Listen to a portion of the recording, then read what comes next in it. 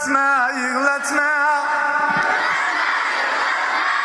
Uydagi yar farishtingni yığlatma, yığlatma. Uydagi yar halalingni yığlatma. O'ng tomonga lekin qo'yil.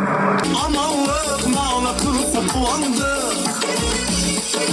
Firuzesi canalı can diledi. Yalnız yaralı. Oynamazsan oyn. Toshkent kunimiz yaxshi kunlar bo'lsin. Hammalarga rahmat, kattagan sog' bo'linglar.